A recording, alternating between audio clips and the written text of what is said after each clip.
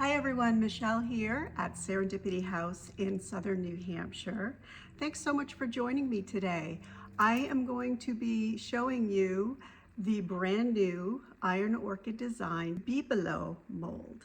I created these and we're going to look at different ways that you can use them like I did in this multimedia project with Crimson Velvet, which is another one of the new releases.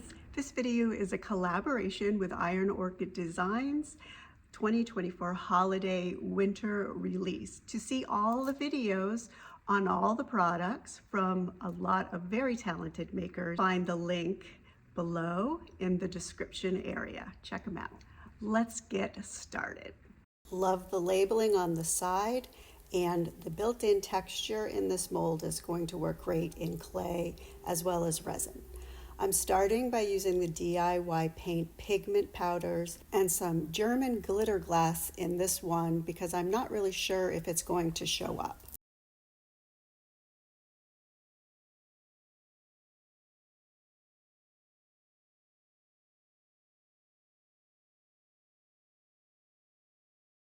I applied the pigment powders pretty generously and tried to get up into the rim area.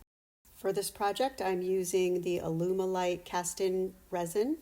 This is the quick set that turns white. Just follow the directions on the box and keep in mind that it dries pretty quickly.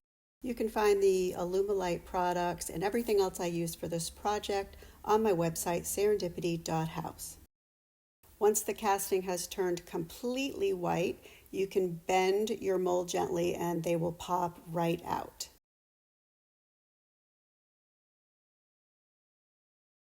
I'm just a really messy crafter. I have fun, I get into it. I don't think things through, I just kind of jump in and I clean up the mess after. I learn a lot from making these messes. Check out how bad this one is though. How could I not realize my table was so unlevel? Luckily, you can just use your X-Acto knife and trim off any of the overflow bits. And because I'm messy in general, I actually do this a lot anyways. Here is the one with the glitter glass and it didn't show up. So I'm just making another batch here. My table is more level and this is real time, not sped up. This is how quickly this gets hot and turns white. After this initial part, it takes about 5 minutes for the outer edge to turn white and harden.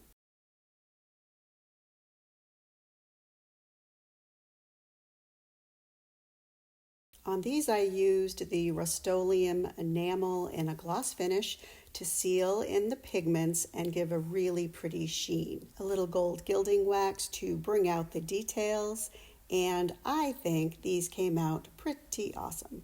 There's a peek of the Crimson Velvet transfer. I used that one on a multimedia project. There are so many things you could use these for.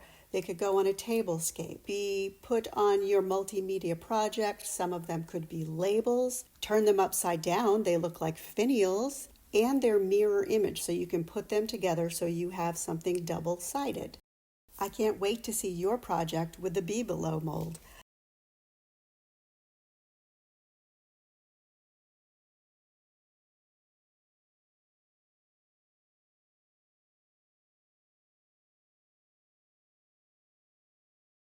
Thanks so much for joining me today.